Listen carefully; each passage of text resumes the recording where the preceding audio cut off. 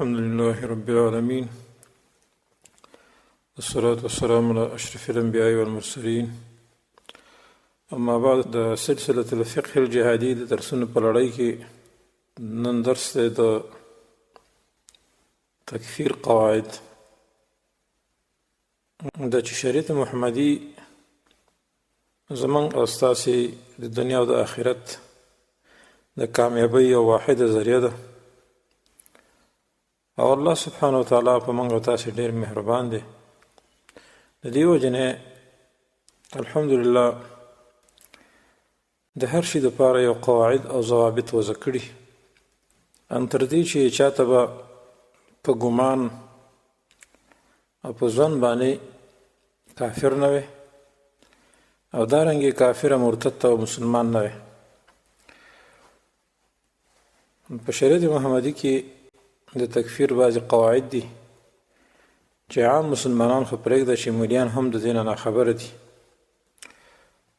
نو نن د تکفیر قواعد هغه به ذکر کیږي خو مخکې دې نه چې موږ دغه قواعد ذکر کړو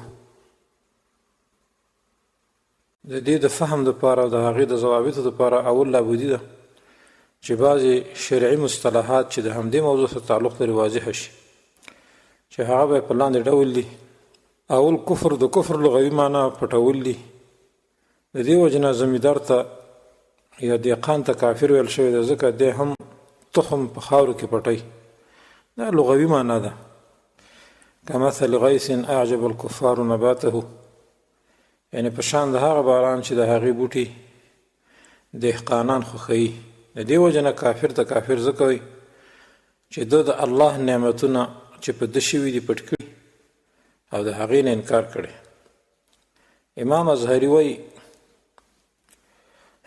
ونعمه آیاته الدالة على توحیده والنعم التي سترها الكافر هي الآيات التي أبانت لذوي التمييز أن خالقها واحد لا شريك له وكذلك إرسال الرسل بالآيات المعجزة والكتب المنزلة والبراهين الواضحة نعمة منه ظاهرة فمن لم يصدق بها وردها فقد كفر نعمة الله أي سترها وحجبها عن نفسه لسان العرب کې وایي ان د الله هغه آیتونه چې دلالت کوي په توحید د هغه او هغه نعمتونه چې کافر پټ کړي هغه دلایل چې عقل والا خلکو ته ښکاره شوي دي چې الله خالق یو دی شریک نه لري همدارنګه رالیږل د رسولانو په معجزاتو سره په کتابونو منزلو سره او واضح براهینو سره دا یو ښکاره نعمتونه دي که چا د دوی تصدیق ونه کړو او رد یې کړو نو هغه کفر وکړو د الله په نعمتونو یعنی پټ یې کړو او په پرده کې یې کړ د ځان نه دې ته کفر لغوي وي دوستانو دویم کفر اصطلاحي دی په شرع کې د کفر معنا کفر نقیض د ایمان ته وایي او د هغې ضد ته وایي چې په هغې کې چې هغه به کفر بالله و بانعمه دی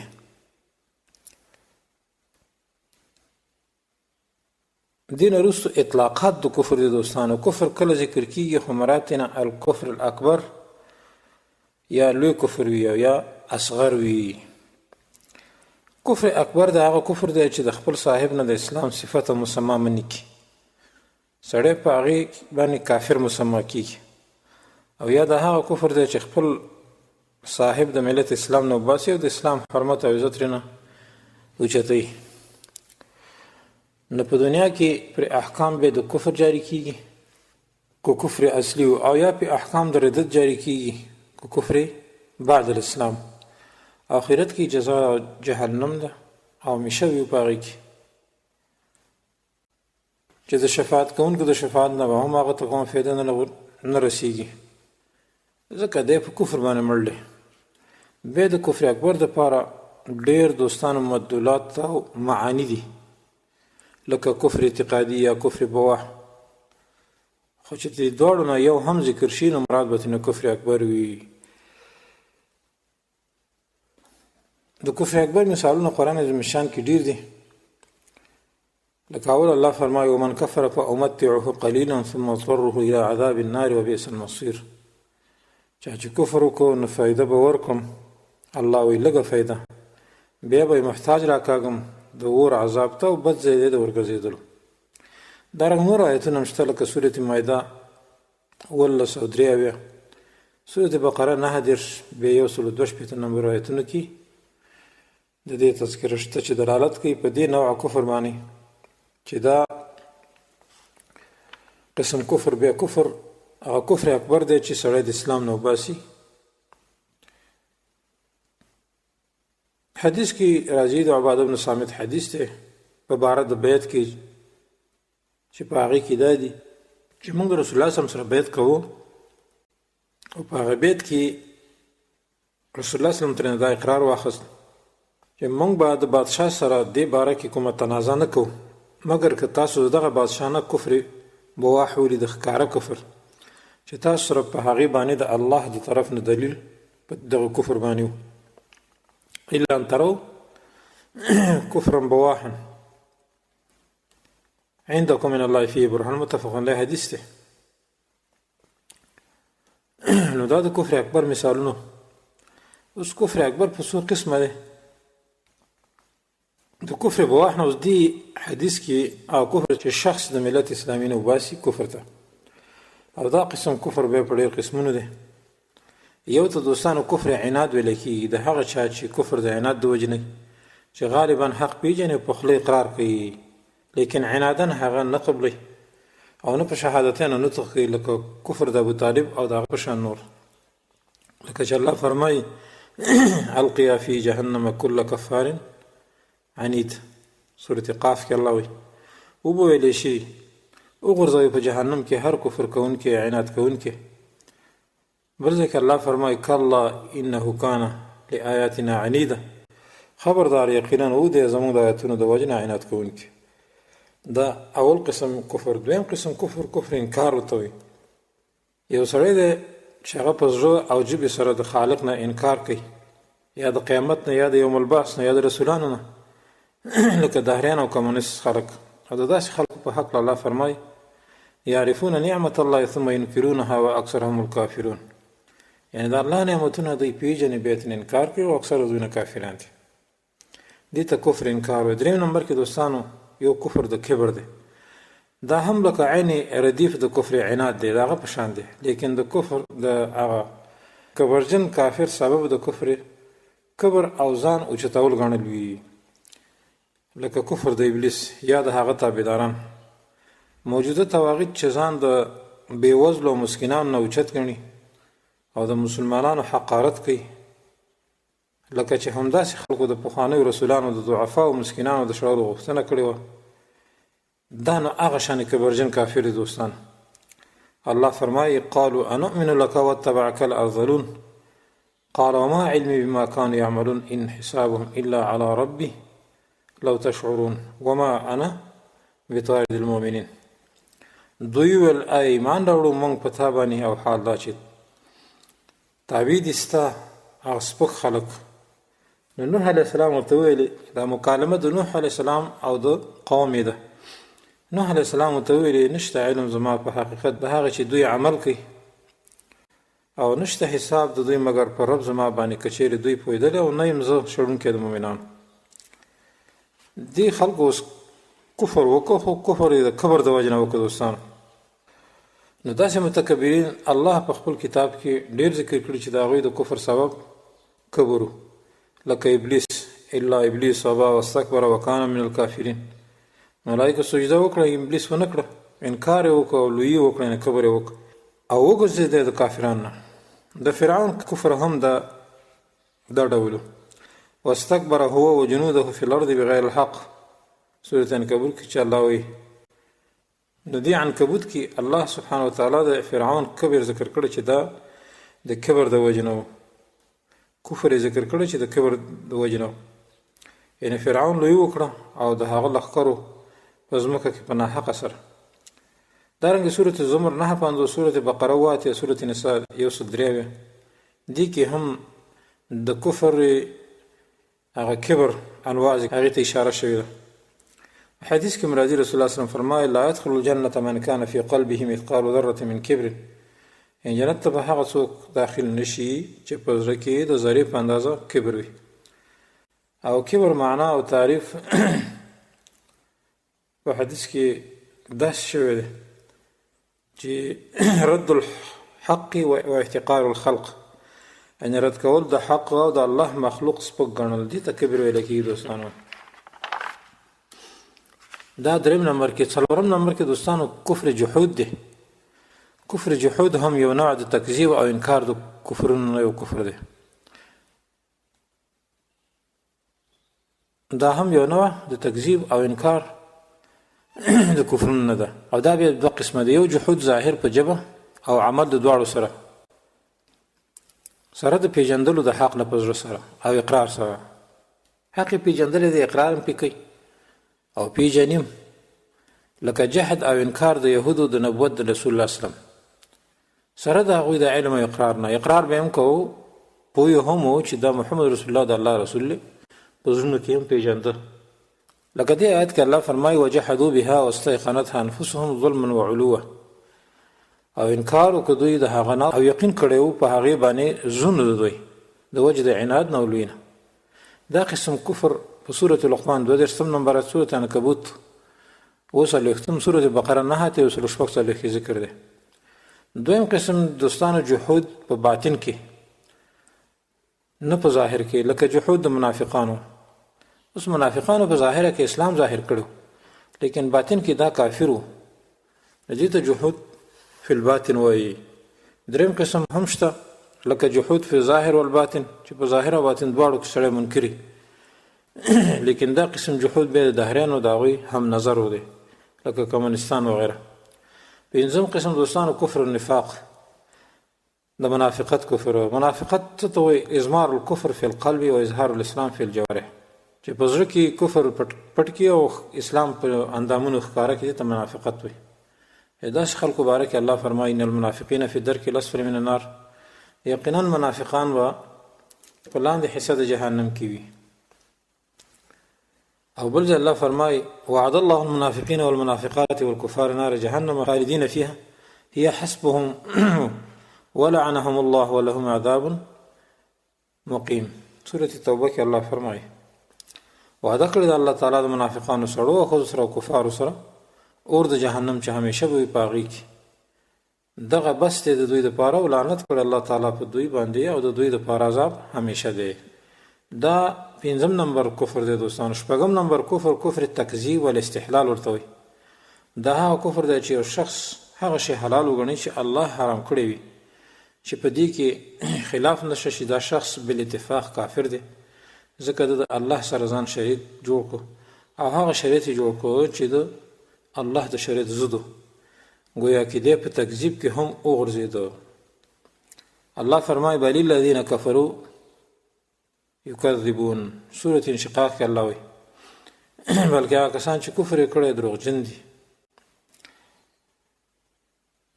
بل ځای کې الله فرمایي بل الذین کفروا فی تکذیب، بلکې هغه کسان چې کافران دي په دروغو کې دي، نو دې ته کفر تکذیب وایي.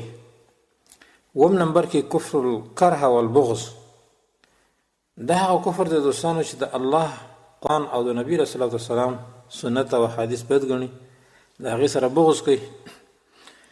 دلیل دا دی والذین کفروا فتعصى اللهم واضل اعمالهم ذلك بانهم كرهوا ما انزل الله فاحبط اعمالهم. سورة محمد کې الله فرمایي یعنی کافران چې دي نو تبعید دوی لاره او برباد کړي دي عملونه دوی، د دې وجې نه چې یقینا بد ګڼي دوی هغه څه چې نازل کړی دی الله تعالی، نو بې فایدې کړي دي عملونه دوی، دې اعمال برباد دي. بل ځای الله فرمایي ان الذين ارتدوا على ادبارهم من بعد ما تبين لهم الهدى الشيطان سول لهم واملى لهم ذلك بانهم قالوا للذين كرهوا ما نزل الله سنطيعكم في بعض الامر. یعنی هغه کسان چې مرتدین دي وروسته دي نه چې ښه ښکاره شو دوی ته هدایت، شیطان ډولي کړی دی دوی ته عملونه د دوی او مهلت یې ورکړی دی دوی ته. دا د دې وجې نه چې یقینا دوی وایي چې هغه کسانو ته چې بد ګڼي هغه چې نازل کړي دی الله تعالی، موږ به ستاسو خبره ومنو. په بعضو کارونو کې الله پوهېږي په پټو خبرو کولو د دوی. اوس هر کله چې دوی هم په دې خبره مرتد وګرځېدل چې کفارو ته ویل چې موږ به بعضې خبرې ستاسې ومنو، نو آیا حکومت د پاکستان یا نور مرتدین چې د یهودو او نصاراو په صف کې ولاړ دی اقرار هم کوي چې موږ به دهشتګردي ختمو، یعنې جهاد به ختمو، اسلام به ختمو. د امریکې سره دا خبره دوی وګه کړې ده، ولاړ دي ورسره، مجاهدین ورته نیسي، هغه ورته حواله کوي. نو آیا داسې حکومت په مرتدین نه وي؟ ښځې به یې وینځي نه وي، مالونه به غنیمت نه وي.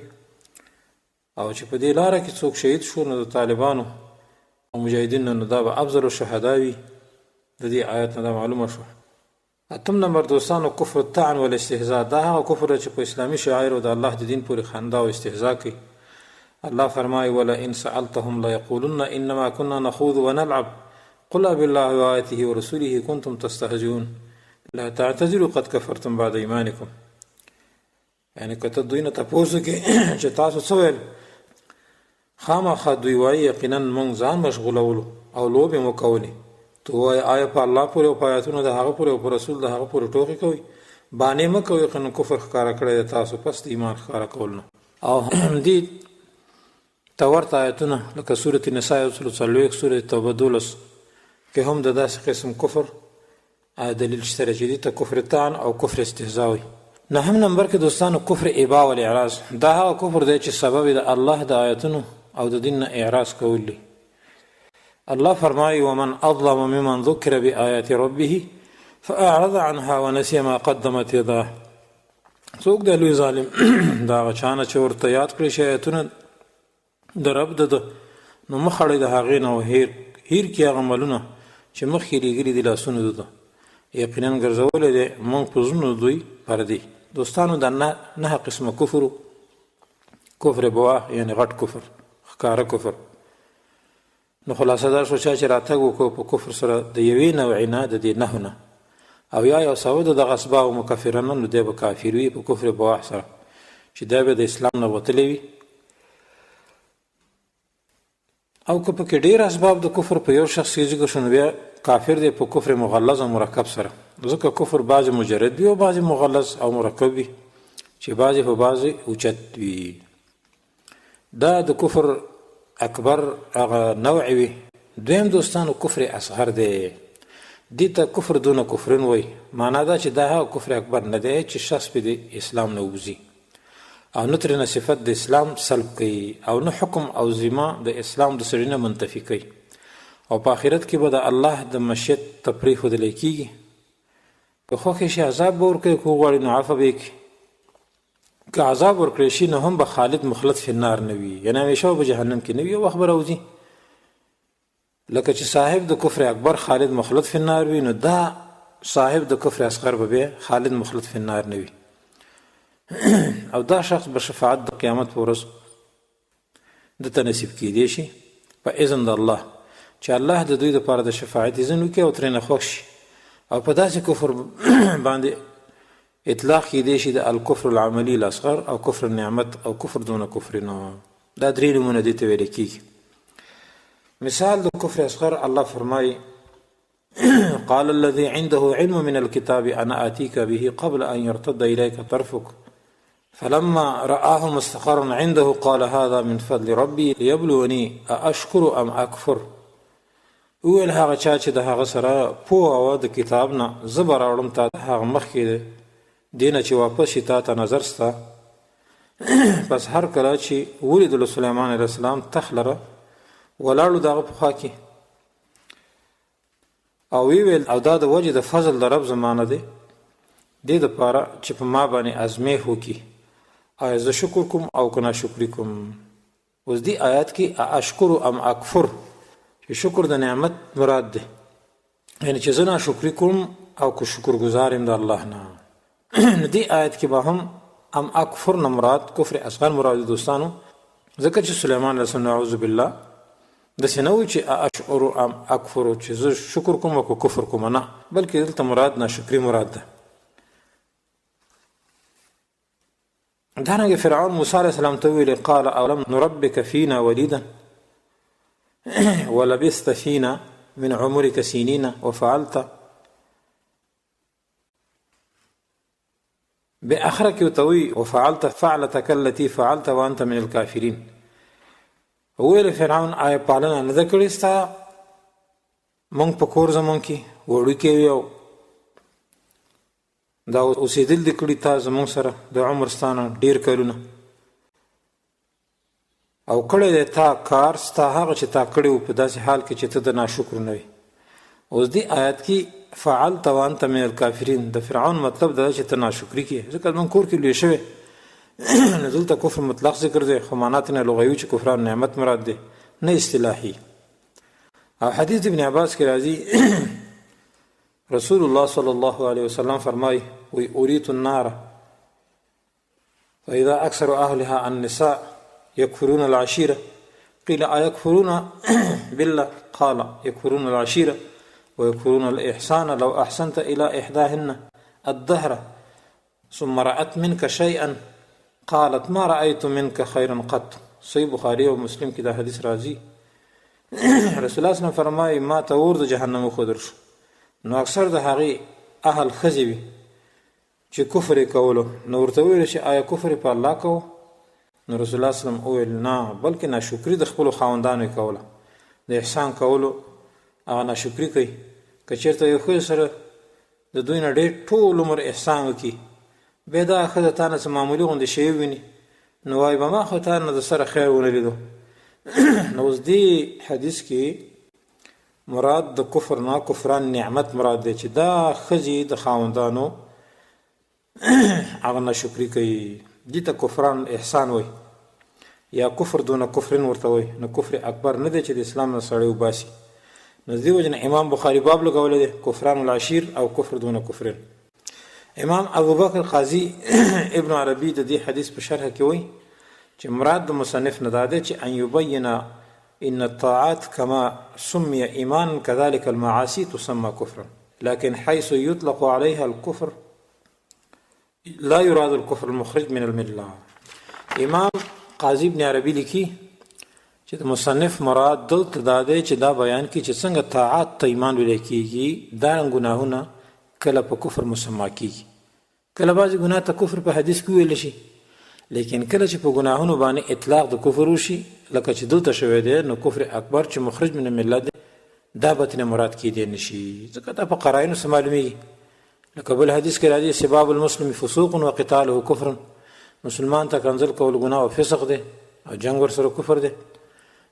دارنګ بل حدیث کې راځي من اتی حائضا او امرأة فی دبرها او کاهنا فصدقه بما يقول فقد كفر بما انزل على محمد صلی الله علیه وسلم.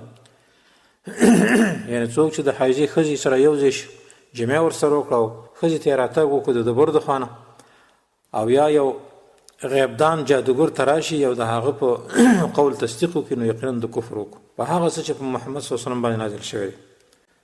دې احادیثو کې چې کوم کفر ذکر شوی دوستانو مراد نه کفر دونه کفر یا کفر عملی اصغر مراد دی چې دا بیا د اسلام نه سره نه وباسي، دا صرف د ناشکرۍ کفر دی.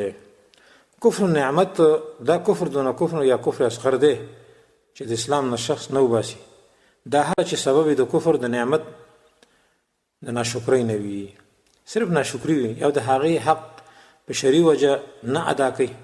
خو چې کله همدا کفر نعمت کفر اکبر ګرځي، ګوره چې د واهب نعمت نه انکار وکړي، د هغه د فضل نه انکار وکړي، د الله نه انکار وکړي، همدا کفر نعمت دی. خو چې د الله نه انکار وکړي دا سړی بیا کافر کېږي او دا کفر اکبر ګرځي. دوستانو دونه فرق پکې دا د کفر اقسامو او دارنګې چې دوه قسمه کفر دی، یو کفر اکبر دی یو کفر اصغر. د کفر اصغر بیان هم ختم شو، د کفر اکبر بیان هم وشو چې هغه 9 قسمو. دویم دوستانو چې هغه اصطلاح او د هغې معنا موږ یاد کړو، یو شرک دی. شرک دې ته و چې یو شخص الله سره د برخې والا یا مماثل په الوهیت او ربوبیت یا په یو شي د خصایص او صفاتو د هغه کې جوړ کړي، حالانکه دغه شخص الله پیدا کړی دی او الله ورته رزق ورکوي، دې ته شرک ویل کېږي. شرک بیا په شرع کې 2 قسمه دی، یو شرک اکبر دی او یو شرک اصغر دی. لکه څرنګه چې کفر 2 قسمه، شرک اکبر دا هم لکه د کفر اکبر په شان دی او په دې به هغه څه مرتب کېږي کوم چې په کفر اکبر مرتب کېږي، چې د عمل بربادېدل دي، د اسلام نه وتل دي، په اور کې همیشه پاتې کېدل دي، شفاعت د شفاعت کوونکو نه محرومېدل دي. په دې باندې دلیل دا قول د الله تعالی دی ان الله لا یغفر ان یشرک به ویغفر ما دون ذلک لمن یشاء. یقینا الله نه بخي چې شرک وکړي چې د هغه سره وبخي هغه ګناهونه چې کم دي د هغه نه، هغه چا لره چې وغواړي. بل ځای کې الله فرمایي انه من یشرک بالله فقد حرم الله علیه الجنه بېشکه چا چې شرک وکړو د الله سره پس یقینا بند کړی د الله تعالی په هغه باندې جنت. بل ځای کې الله فرمایي لئن اشرکت لیحبطن عملک ولتکونن من الخاسرین. یعنی ای رسول الله صلی الله علیه وسلم که چیرې بالفرض تقدیر شرک دې وکړو نو خامخا برباد بشي عمل ستا او خامخا شي به ته د تاوان والاو نه. بل ځای کې د اتلسو انبیاو په حق الله فرمایي ولو اشرکو لحبط عنهم ما كانوا يعملون. که بالفرض شرک کړی وي دغه اتلسو انبیاو علیهم السلام نو خامخا برباد شوي به د دوی نه هغه عملونه چې دوی کول. شرک دلته هغه معنا او مدلولات لري چې کفر اکبر لري. نو د دې نه دا نتیجه راوځي چې هر کفر شرک دی او هر شرک کفر دی او هر کافر مشرک دی او هر مشرک کافر دی. چې دې دلایل قرآن عظیم الشان ذکر کړي دوستانو. الله فرمایي سنلقي في قلوب الذين كفروا الرعب بما اشركوا بالله. یعنی زر دې چې موږ به وګورځو په زوم دا کسانو کې چې کافران دي رعب په وجه د دې چې د شرک لا باندې کړي. اوس وګوره دلته الله ویلي في قلوب الذين كفروا بیرستوي بما اشركوا بالله. نو دوی کفر کړی دی خو بیا وصف د شرک هم ذکر کو چې شرکی هم کړی دی. دویم الله فرمایي ما كان للمشركين يعمروا مساجد الله شاهدين على انفسهم بالكفر. مشرکین ته دا جایز نه چې جماعتونه د الله جوړ کی چې دوی گواهی کوونکي په خپل ځانونه باندې په کفر باندې. وسوګر اول کې الله ویل چې مشرک ته دا جایز نه چې جماعت جوړ کړي. اخر کې ویل شاهدین علی انفسهم بالکفر. نو کفر او شرک دلته جمع شو. نور آیاتونه د دې باره کې هم شته. سورۃ کهف کې چې قصه د هغه سړي ذکر ده چې الله په د دوه باغونو د انګورو او کجورو انعام کړو او هغه د الله تعالی دغه نعمتونو نه انکار وکړو او د قیامت ساعت نه هم منکر شو. نو قرآن عظیم شان کله د صفت په کفر او کله په شرک سره وکي. دا دلیل دی چې شرک او کفر دواړو یو بل سره لازم ملزم دي. لکه قال له صاحبه ويحاوره اكفرت بالذي خلقك من تراب ثم من نطفه ثم سواك رجلا. باخره کې الله فرمایي واحيط بثمره فاصبح يقلب كفيه على ما انفق فيها وهي خاويه على عروشها ويقول يا ليتني لم اشرك بربي احدا. نو د دې شخص د فعل صفات کله په کفر کله په شرک سره الله ذکر کړی دی آیت کې. دارنګه لقد كفر الذين قالوا ان الله ثالث ثلاثه. اولی کفر د ذکر کو به شرک ذکر چې دا وینا د دوی چې ان الله ثالث ثلاثه صریح شرک دی خو بیا هم په دوی د کفر اطلاق وکړي. معلومه شو چې هر شرک کفر او هر کفر شرک دی دوستان. او حدیث کې هم د دین دلایل ډیر دي. رسول الله صلی الله علیه وسلم فرمایي العهد الذي بيننا وبينهم الصلاه فمن تركها فقد كفر. یعنی عهد اسلام کوم چې زمونږ د کفارو منځ کې دی هغه مونږ دی. نو چا چې پرې خود تحقیق دی د کفر وک.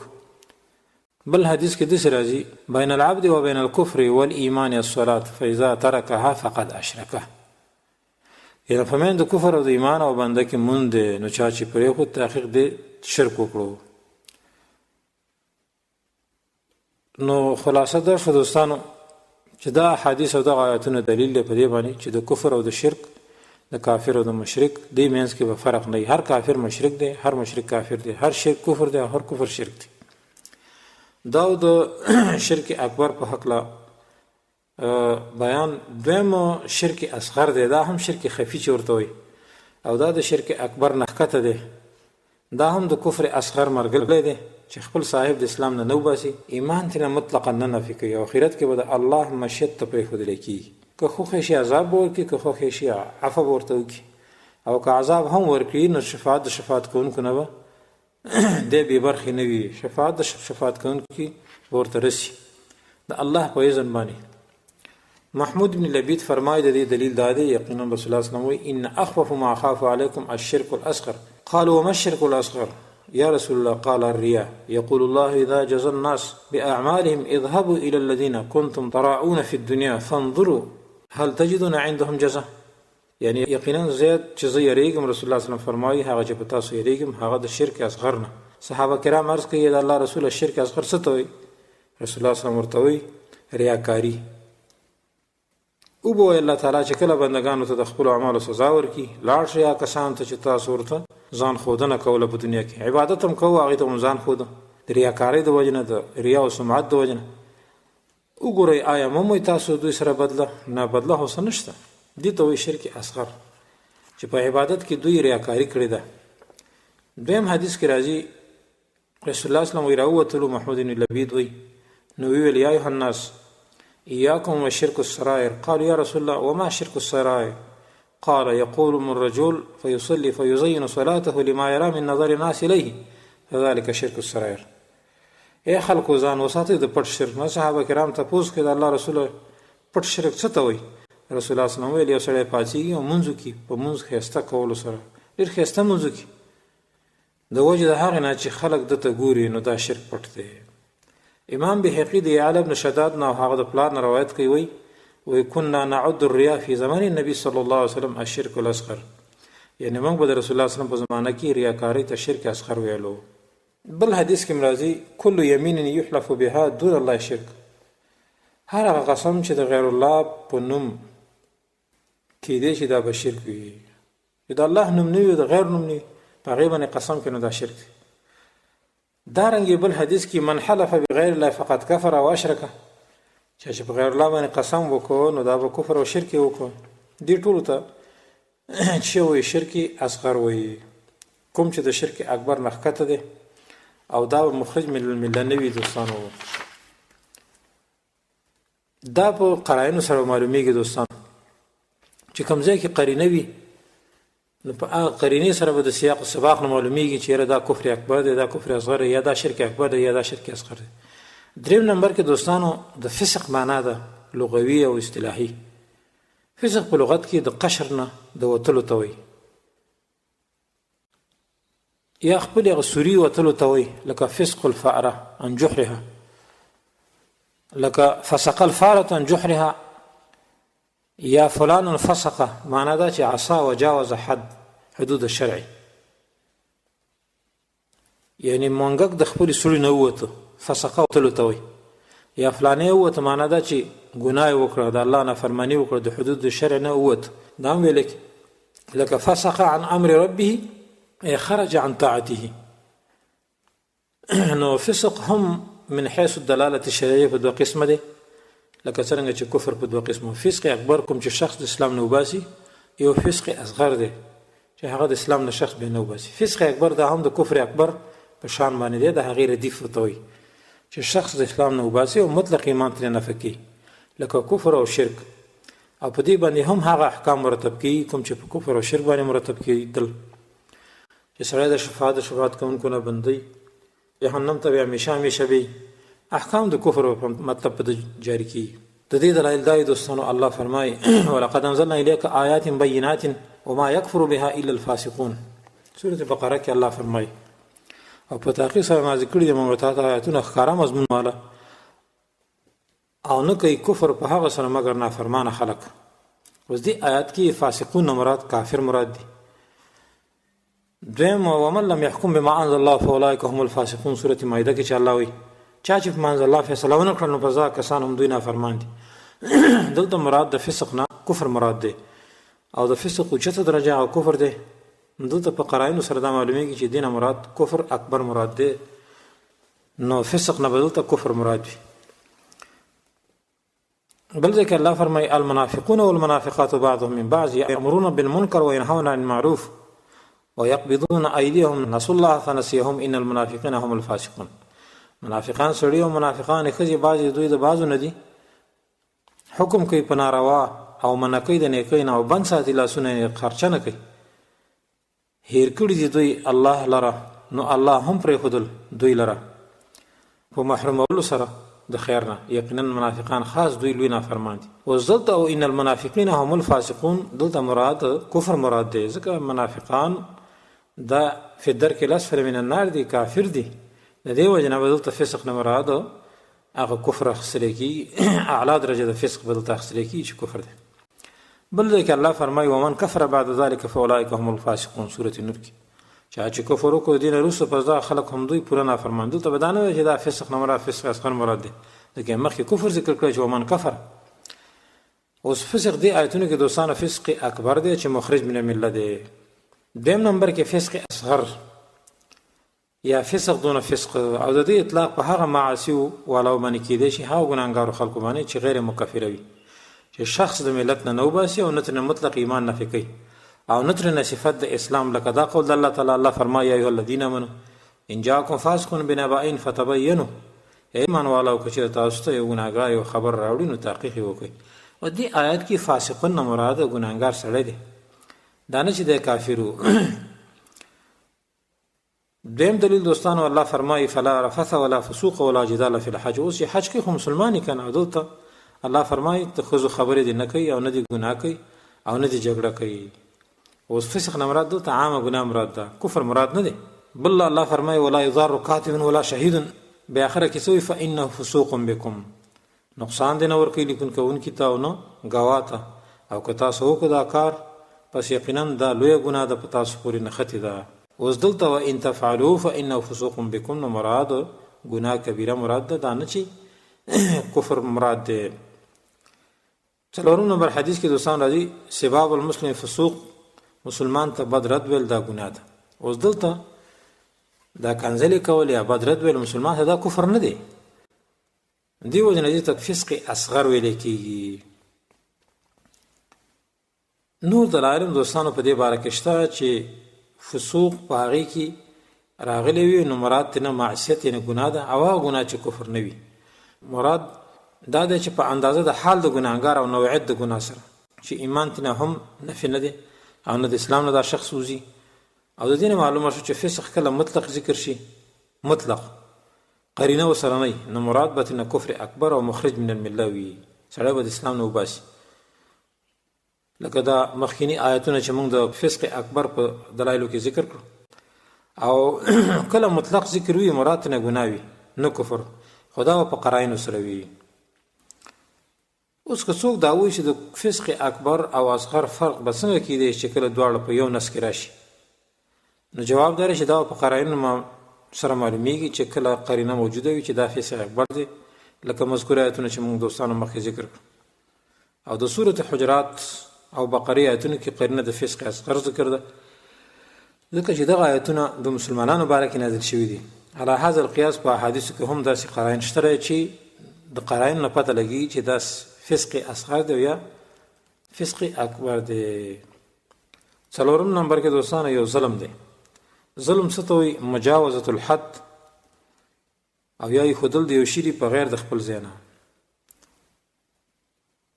دې ته ظلم وایي په لغت کې. او په شرع کې ظلم به دوه قسمه دی، لکه څرنګه چې فسق دوه قسمه او شرک دوه قسمه او کفر دوه قسمه او ظلم دوه قسمه دی. یو ظلم اکبر دی، دا هم د کفر اکبر او شرک اکبر په شان دی چې مطلق ذکر شي مراد به ترنه نفي د مطلق ایمان وي د شخص نه، چې ایمان به ترنه نفي کوي سړی به د اسلام نه وباسي. ځکه ازلم الظلم هغه شرک بالله دی، لکه چې اعدل العدل توحید دی. دلایل دی داسې دي. الله فرمایي ان الشرک لظلم عظیم، یقینا دا شرک چې دا لوی ظلم دی. هر کله چې دا آیات نازل شو الذين آمنوا ولم يلبسوا ایمانهم بظلم، کسان چې ایمان راوړی دی او ایمان د شرک سره نه دی ګډوډ کړی، نو صحابه کرامو تپوس وکړو اې د الله رسول اینا لم یظلم، یعنی کوم یو زموږ نه ظلم نه کوي. دا موږ بیا ټول په دې آیت کې داخلي. نو الله دا آیت نازل کړو چې ان الشرک لظلم عظیم. تاسو په دې آیت باندې پوه شوي نه، ځکه دا شرک چې دا لوی ظلم دی. ابن حجر اسقلانی فرمایي وی وجه د استدلال د دې دا ده چې صحابه کرامو د ظلم د لفظ نه دا وفهموله چې ګویا ظلم خو ټولو انواع د ګناهونو ته شامل دی، او رسول الله صلی الله علیه وسلم په دوی باندې د دې سوال کوم انکار هم ونه کړ، بلکې دی ورته بیان کړ چې مراد د ظلم نه لوی انواع د ظلم نه ده چې هغه شرک دی. نو دا دلیل دی چې د ظلم ډېرې مرتبې دي چې خپلو کې جدا جدا دي. مطلب دا شو چې صحابه کرامو دغه ظلم عام ګڼه، چې ځکه یو سړی ګناه وکړي دام ظلم دی، یو سړی شرک وکړي دام ظلم دی. نو الله سبحانه وتعالی د دې جواب راولی چې نه، ظلم عظیم چې هغه شرک دی. نو دې نه معلومه شوه چې ظلم په معنا د کفر اکبر سره هم راځي او دارنګې د کفر اکبر سره هم راځي. بل ځای کې الله فرمایي ولن ينفعكم اليوم اذ ظلمتم انكم في العذاب مشتركون، او هیڅ به نفع در نه کړي تاسو ته نن ورځ کله چې تاسو ظلم یعنی شرک کړی دی. دا خبره چې تاسو په عذاب کې شریکي. او دې آیات کې هم اذ ظلمتم دینه مراده چې تاسو کفر کړی شرک هم کړی دی.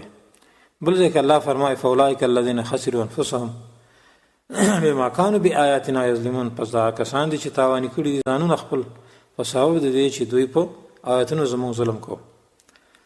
بل دې کې الله فرمایي وما ظلمهم الله ولكن كانوا انفسهم يظلمون فاصابهم سيئات ما عملوا وحاق بهم ما كانوا به يستهزئون. ظلم نه دی کړی الله په دوی باندې، لیکن دوی په خپل ځانونو ظلم کو. الله فرمایي پس ورسېدل دوی ته ناکاره سزاګانې د عملونو راګیر کړي دي دوی لره هغه عذاب چې دوی ورپورې ټوکې کول. اوس په مذکوره آیتونو کې دوستانو ظلم ذکر دی چې مراد د دې نوع د ظلم نه کفر اکبر مراد دی چې دا مخرج من المله دی، ځکه دا قرائن په دې باندې دلالت کوي. دویم نمبر کې دوستانو ظلم اصغر دی، دې ته ظلم دون ظلم وایي چې د شخص نه مطلق ایمان نه نفي کوي، سړی د اسلام نه خلاصوي او نه ترې د اسلام صفت سلبوي. د دې قسم ظلم ډېر مثالونه الله ذکر کړي دي، لکه الله فرمایي واذا طلقتم النساء فبلغن اجلهن فامسكوهن بمعروف او سرحوهن بمعروف ولا تمسكوهن ضرارا لتعتدوا ومن يفعل ذلك فقد ظلم نفسه. او کله چې طلاق ورکړي ښځو ته تاسو پس نږدې شي هغه نیټه خپلې ته پس حصار کوي هغه په ښه طریقې سره، یعنې رجوع ته وکړي یا پرېږدئ هغوی په ښه طریقې سره او مه یې څاروئ دوی دپاره د ضرر چې د حد نه تېرېږي. او چا چې دا کار وکړو پس یقینا ظلم یې وکړو په ځان خپل. د دې ظلم نه مراد ګناه مراد دا ظلم دون ظلمن، دا نه چې ظلم اکبر چې کفر دا مراد تی نه دی. بل دی که الله فرمایي والذین اذا فعلوا فاحشة او ظلموا انفسهم ذکروا الله. دوی هغه کسان دي چې کله وکړي ښکاره ګناه یا ظلم وکړي په ځان باندې یاد کړي الله تعالی.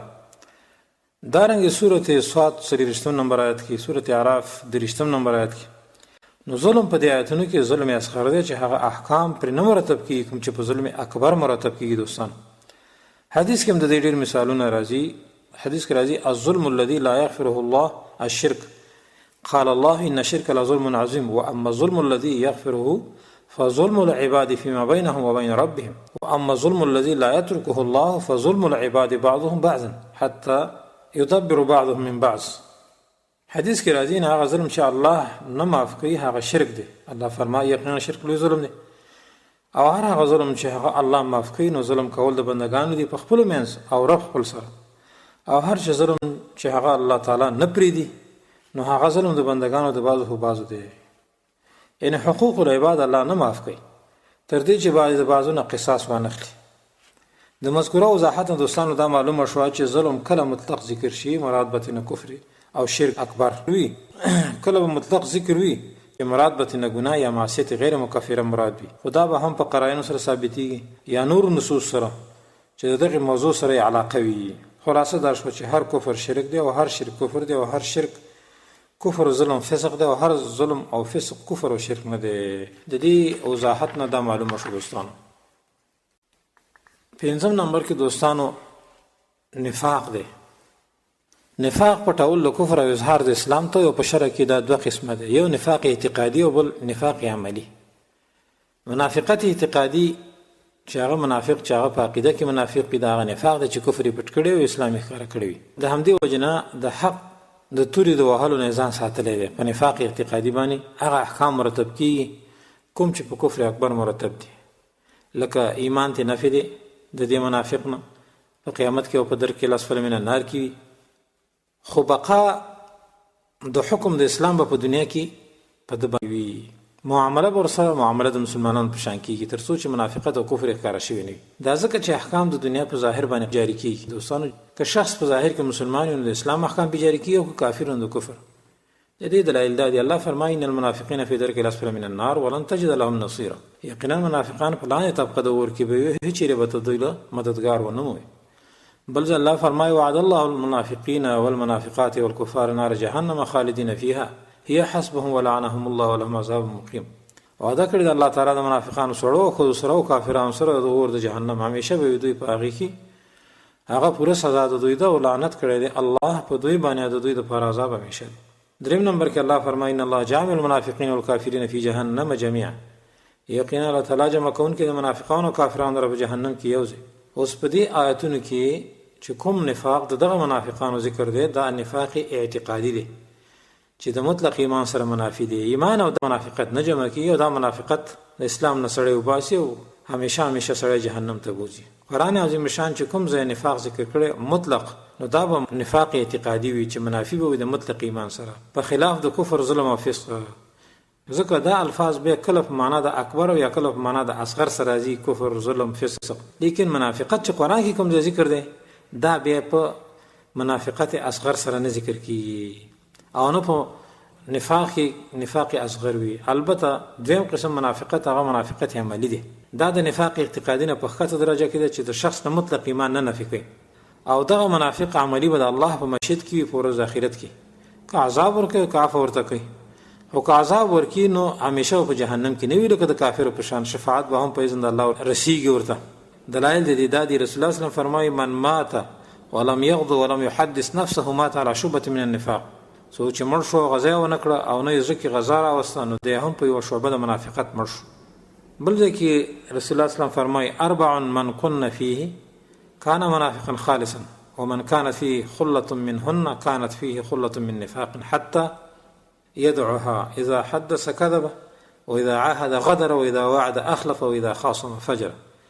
څلور داسې خویونه دي چې چا کې وي نو دی خالص منافق دی، او چې چا کې یو موجودو نو په دې کې به یو خوی د منافقت موجود وي تر دې چې ترک یې نه کړي. هغه خویونه دا دي کله چې خبرې کوي دروغ وي، چې عهد وکړي نو هغه لوز مات کړي، کله چې وعده وکړي د هغې خلاف کوي، کله چا سره جنګ شي کنځل کوي. اوس مذکوره حدیثو کې د منافقت نه منافقت عملی مراد ده چې د شخص نه مطلق ایمان نه نفي کوي. امام نووي لیکلي دي چې اجماع د علماو په دې باندې ده چې د چا زړه کې تصدیق وي او د ژبې تصدیق یې هم یو دغه کارونه وکړه چې دروغ ویل یا د وعدې ماتوالی راوست، لکه دې احادیث کې چې ذکر دي، نو په ده به د کفر حکم نشي کېده او نه به وي دا سړی منافق چې همیشه په اور کې وي. داسې منافق به نه وي دا سړی. البته منافق عملی دی او د رسول الله صلی الله علیه وسلم دا قول چې دی منافق خالص وي معنی دا ده چې دی ډېر مشابه دی د منافقانو سره په سبب د دې خویونو سره. او امام ترمذی به د دې معنی بله کړې ده چې علما د دې معنی دا کوي چې دې حدیث نه د علماو په نزد د منافق عملی یا د نفاق عملی مراد دی. عمل کې منافق دی، نور د مسلمان دی. امام خطابی بیا بل قول ذکر کړی، هغه وایي معنی دا ده چې دې حدیثو کې یره ده او سخت تحذیر دی مسلمان دپاره دا خویونه عادت جوړول نه دي پکار، چې دې کې بیا د دې یره ده چې دا خویونه عادت کول به سړی حقیقي منافقت ته راکاږي. رښتیا وایي چې دا کارونه کوي آخر به اعتقادي منافق نه جوړ شي. د دې وجه نه امام ابن تیمیه رحمه الله هم مجموع الفتاوی کې لیکلي دي چې د نفاق اطلاق په نفاق اکبر هم کېږي کوم چې پټول د کفر دي، او په نفاق اصغر هم کېږي کوم چې ښکاره او پټ د شخص مختلف وي په واجباتو کې. بنا په دې نفاق دا اسم جنس دی چې لاندې ترېنه دوه نوعي نفاق دی. کله ترېنه په اصل دین کې مراد کېدی شي چې د هغې نفاق نه به هغه نفاق اعتقادي مراد کېدی شي، لکه دا قول الله تعالی چې ان المنافقین فی الدرک الاسفل من النار واذا جاءك المنافقون قالوا نشهد انك لرسول الله والله يعلم انك لرسول والله يشهد ان المنافقین لكاذبون. نو دلته اوس منافق نه مراد کافر مراد دی، او کله د نفاق نه مراد د نفاق په فروع د دین کې وي، لکه چې رسول الله وایي د منافق درې علامې دي، لکه مخکې مونږ حدیث ذکر کړي څلور علامې دي، یا لکه بل ځای رسول الله صلی الله علیه وسلم فرمایي څلور خویونه په چا کې موجود شي دی خالص منافق دی. نو دوستانو دې ته منافق عملی وایي، خو چې د زړه تصدیق او د ژبې اقرار په اسلام باندې وي او دغه عملونه که صادر هم شي نو دا به منافق عملی وي نه اعتقادي. یو بل اعتراض دوستانو هغه خلک دا کوي چې فرق په منځ د تقیه او د نفاق کې څه دی، ځکه تقیه هم اظهار ما فی ضمیر پټول دي، ځکه دواړه پټول دي په باطن کې دین پټ کې. نو بیا د تقیه او د منافقت څه دغه شو دا فرق شو، حالانکه تقیه جایز او منافقت ناجایز دی. جواب دا دی چې تقیه پټول د ایمان او اسلام او موالات د الله او د رسول او مؤمنانو سره دا پټول دی، او ښکاره کول خلاف د دغه کارونو لږ سات د اکراه او ضرورت دپاره چې دغه ضرر او اکراه لرې شي، په دې سره چې دغه اکراه او ضرورت بغیر دغه تقیه نه کېږي. کله چې دغه ضرر او اکراه لرې شو نو بیا عمل په تقیه باندې ختم شو، لکه چې تقیه په ژبه وي نه په عمل، ځکه عزت او حرمت د مسلمان مساوي دي. نو دا جایز نه ده چې ځان ته د دفاع په خاطر بل رور مسلمان ته ضرر ورسوي، لکه اکراه په قتل د مسلمان باندې چې دا بیا جایز نه ده. د تقیه شرطونه په سورة النحل 106 او آل عمران 28 کې ذکر دي. او چې نفاق دی نو دا بیا پټول د کفر او الحاد او اظهار الاسلام دی چې په دې سره د نتوره د مجاهدو چته شي. دې کې ډېر فرق دی.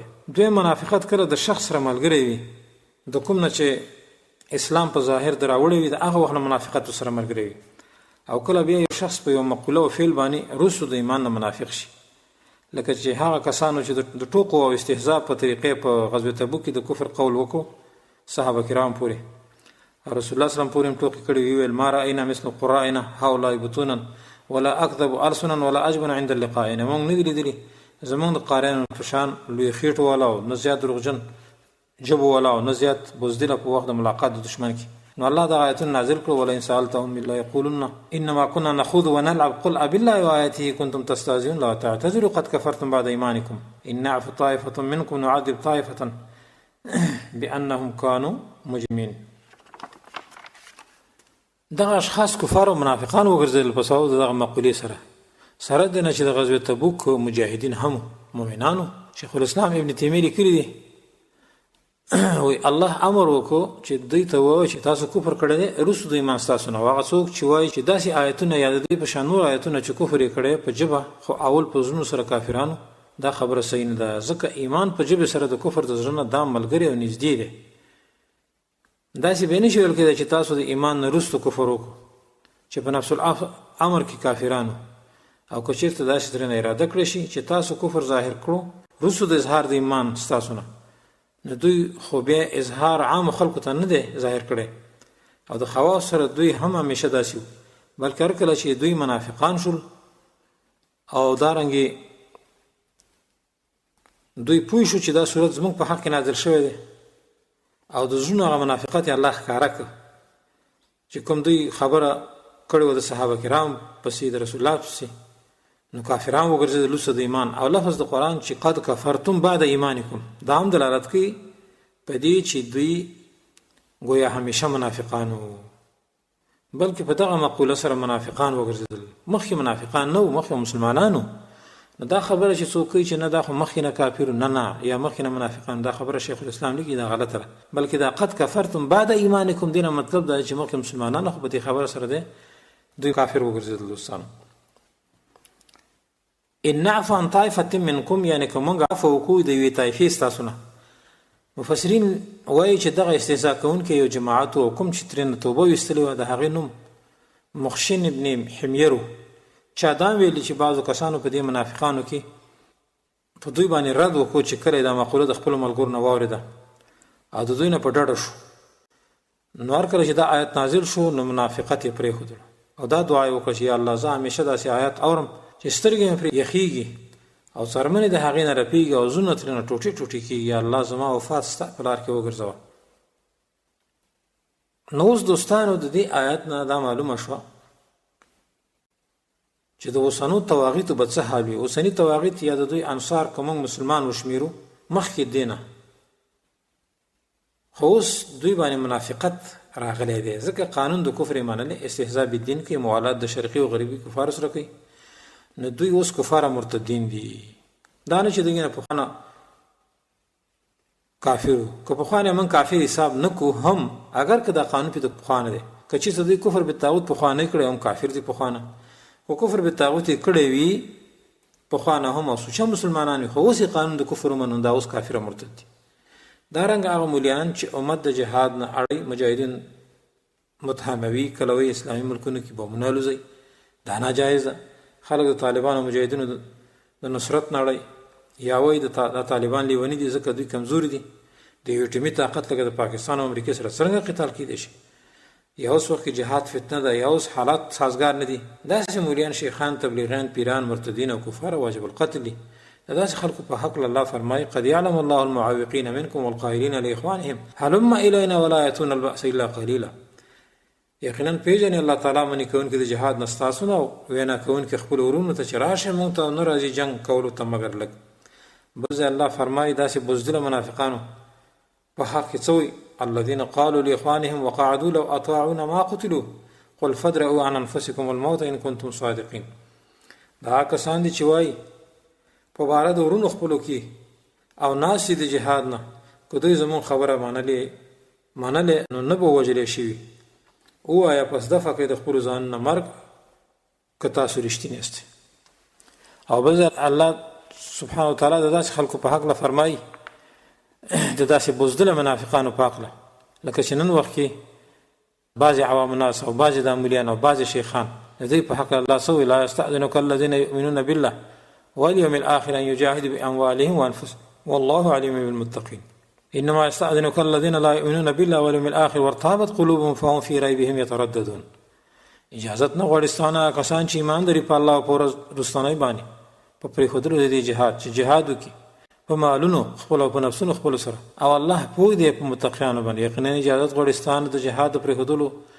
دپاره هغه کسان چې نه لري ایمان په الله او ورځ د آخرت او شک کړی دی زړونه د دوی پس دوی د وجې د شک نه ګډ وډ دي دا آیت دلیل دی دوستانو چې نن څوک که هغه شیخ وي که ملا د پاکستان محارب مرتد حکومت د جهاد نه څوک منې کوي دا منافق او بې ایمانه دی او الله تعالی په دین کې شک دی ځکه دوی خلق د جهاد نه منې کوي شپږم نمبر کې یو زندقت دی او دارنګې زندیق هم لکه منافق دی چې کفري عقیده لري او په نفس وخت کې اظهار د شعائر د اسلام کوي خو فرق د منافق او زندیق کې دا دی هر کله چې زندیق ته فرصت او موقع په لاس ورشي نو د کفر اظهار کوي هغه ته دعوت ورکوي او کفر ته بیا ښکاره پیژندلی شي خو چې کله پر حجت قایم شي او طلب د توبې ترې نه وشي نو انکار وکړي د هغه کفر نه چې د ده نه ظاهر شوی وي د دې وجه نه راجح قول د اهل علم په نزد د زندیق هغه دا دی چې زندیق چې کله کفر ښکاره کړي او کفر ته نه وپېژندل شي نو دی به قتلولی شي او طلب د توبې به ترې نشي کولی ځکه طلب د توبې د یو شي د وجې نه وي او زندیق اعتراف نه کوي په هیڅ شي باندې او قیام البینه د ده په کفر او زندقت هم شوي وي نو دی بیا واجب القتل دی ابو ادریس وایي علي رضی الله عنه ته څه خلک د زندقان نه راوستلی شو چې اسلام نه مرتد شي نو علي رضی الله عنه ته نه سوال وکړو نو هغوی انکار وکړو نو بیا پرې عادل ګواهان پیښ شو نو هغوی قتل کړل او طلب د توبې ترې نه ونه کړو ابو ادریس وایي بیا ورته یو نصراني راوستلی شو چې اسلام یې راوړی او بیا اسلام پرېښی واپس شو مرتد شو علي ته نه سوال وکړو نو هغه اقرار وکړ په هغه څه چې په هغه کې موجود نو علي رضی الله عنه طلب د توبې ترې وکړو نو هغه توبه ویستله او هغه یې پرېښودلو علي رضی الله عنه ته وویل چې هغه نور زندقان دې قتل کړه او دا شخص دې پرېښود دا ولې او د هغوی نه طلب د توبې هم ونه کړه او دنه دې وکړو نو علي رضی الله عنه ته وویل چې دې شخص اقرار وکړو په هغه څه چې په ده کې وو او هغوی اقرار ونه کړو انکار یې وکړو او ګواهان هم په هغوی باندې پیښ شوي وو د دې وجې نه مې د توبې طلب د هغوی نه ونه کړه او بل روایت کې راځي علي رضی الله عنه وویل چې تاسو پوهېږئ ما ولې د دې نصراني نه د توبې طلب وکړو ځکه چې ده د خپل دین اظهار وکړو او هر چې زندقانو نو هغوی باندې ګواهان پیښ شول نو ما ته انکار وکړو نو ما ځکه دوی قتل کړل چې دوی انکار وکړو او ګواهان پرې هم پیښ شو صارم المسلول کې شیخ الاسلام ابن تیمیه رحمه الله دا واقع ذکر کړی ده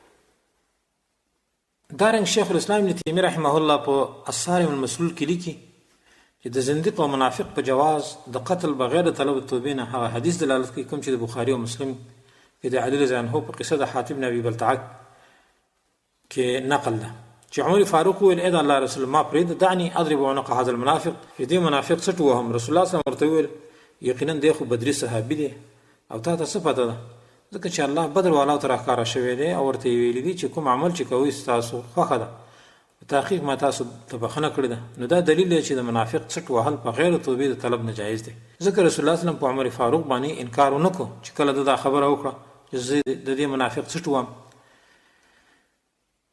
نو جواب هغه وله ورکړه نه چې دا حاتب منافق نه دی او د بدر والاو نه دی کوم چې بخل شوي صحابه دي نو چې کله منافقت هغه منافقت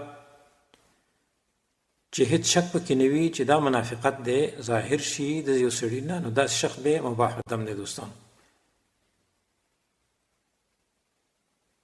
دا دوستانو د زندیق او د زندقت هغه بحث